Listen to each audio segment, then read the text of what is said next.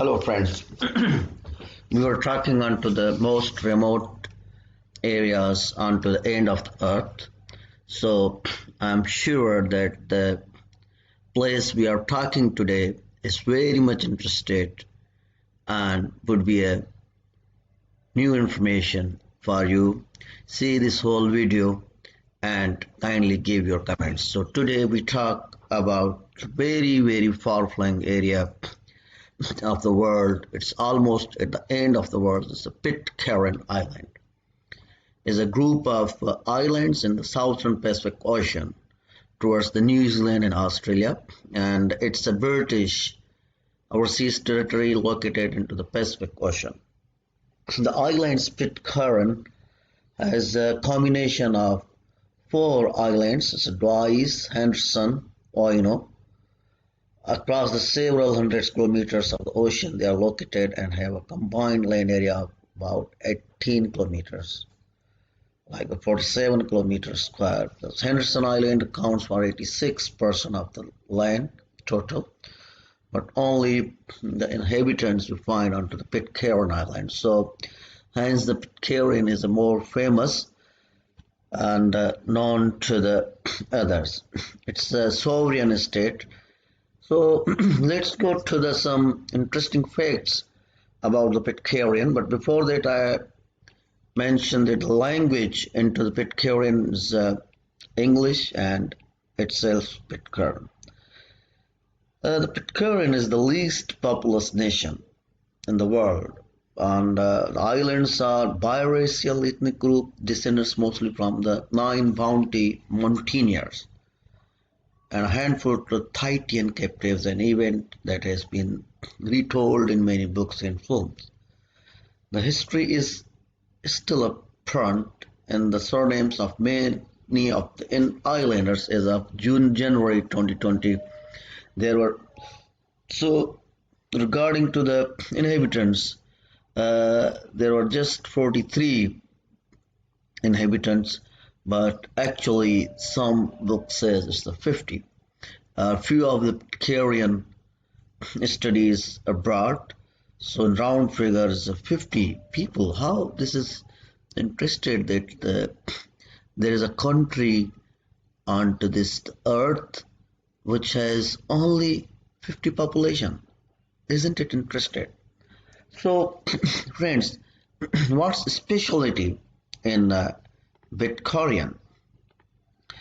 The first specialty is it's a UNESCO World Heritage in the list due to its rare bird life. It's one of the few islands in the world that consist of a raised coral atoll. As UNESCO puts it, it's one of the few atolls in the world whose ecology has almost been untouched by human influence. Isn't it interested that the human body hasn't touched these atolls? And in this world where population is more than 6 billion, we found there's something it's out of the human touch. The island is less than 4 square kilometers, but there's no less than 10 endemic plant species and 4 land birds. It was also made a UNESCO site in 1988 because of its large untouched phosphate reserves. The Pitcairn Island Museum. You find here Pitcairn Island Museum houses a collection of artifacts from the Bounty and many interesting items from the Bounty mutineers and the Polynesian settlers. Other items of interest include stamps and even issues of National Geographic featuring the islands.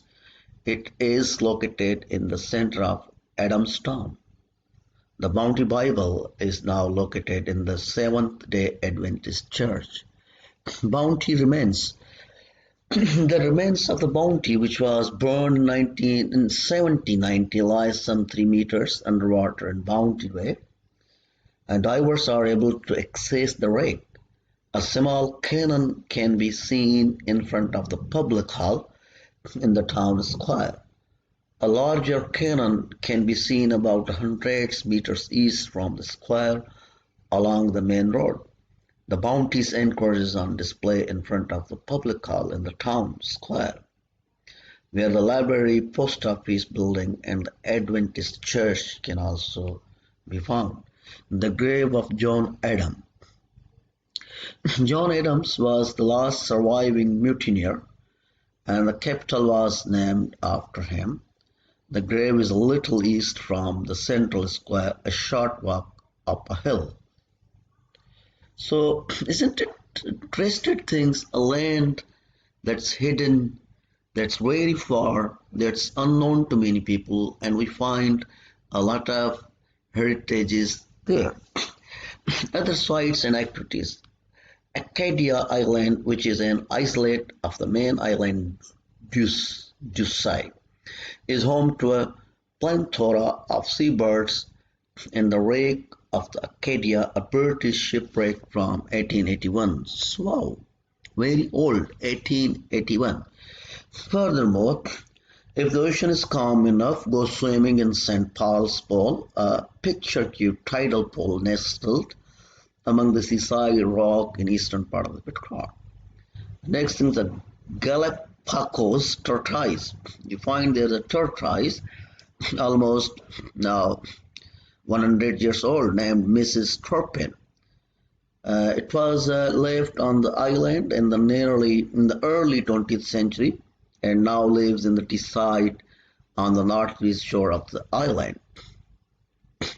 Fletcher Christian's cave past the school and further up is where the lead mutineer is said to have watched for approaching ships. So caves and cannon, birds, and many things you can see at the Pitcairn Island. Taro Ground in the south of Pitcairn is the largest flat area on the island and site of the island's traditional link to the outside world. It's a radio station. Flatland is a smaller plateau at the upper extra of Adamson town with a tennis court, volleyball, and picnic facility. See, friends, how many diverse things you can see there. You can do different activities and enjoy a lot.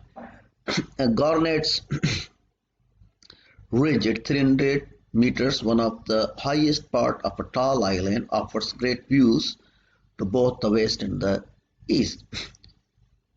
Right. Down rope, cliff on the southeast edge of the island has ancient Polynesian petroglyphs in its face and has isolated sandy beach in its base. How to reach there? It's the most interesting. There's no option of getting to the Pitcairn Island by plane, nor are there any plans to build an airport. So there's no airport, no plan. So how we get there, how we see the bounty mutineers in real life, how we see the Museum of Bounty Mutineers. The island's geography and size is simply one of the restrictions provide access for larger planes. Even helicopters cannot get to the island because distance to nearby islands are too big. The nearest airport is on the Mangareva and the Gambier Island, which is 850 kilometers away.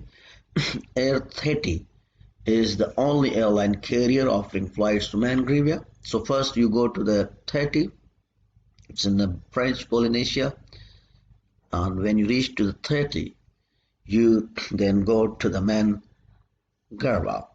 2 flights a week from 30 on Tuesday and Saturdays. You then catch the airport taxi ferry to Rakita village on Mangareva. There is a Rakita village in Mangareva, so you can reach out there. You can travel to the island on the Pitcairn Island government chart. You can also use the Pitcairn government's chartered passenger ships vessels, Claymore 2, which departs Mangareva for Pitcairn. In as many as 4 rotations 4 times a year, the crew of the Claymore will meet you at the wharf in Rakita and transfer you to the ship. It's a 32 hours journey. Later you will be at Pitcairn. You can stay either 4 or 11 days until the Pitcairn before going back to the Mangareva. A Pitcairn government does not charge a visa, so everyone can visit Pitcairn for 14 days, but they have to pay some landing fees. The boat stays at Pitcairn Island for 4 nights before heading back. The first trip is then followed by another one, and shortly after, which you can catch back if you want a slightly longer trip. So after that second trip is a couple of months until the next boat arrives. All visitors arrival must pay. See here, friends, there's a fees. There's a 35 US dollars landing fees. So as I said, it's visa free for visitors, but every person has to pay 35 US dollars as a landing fee, which you pay to the Pitcairn Island office period to arrival or to the Pitcairn Police and Immigration office on arrival. All Pitcairn accommodations host welcome. So Pitcairns are very welcoming people. They welcome visitors, and uh,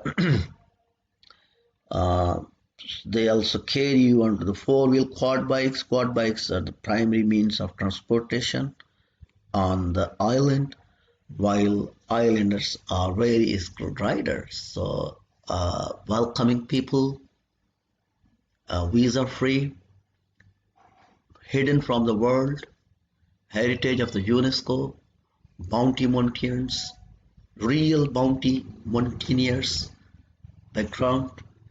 So let's have a visit to the Pitcairn. For further information, you can send an email to this on this email ID to get more knowledge about Pitcairn. Friends, please give your comments how you found this video and what further changes or what sort of more videos you want to see. Thank you.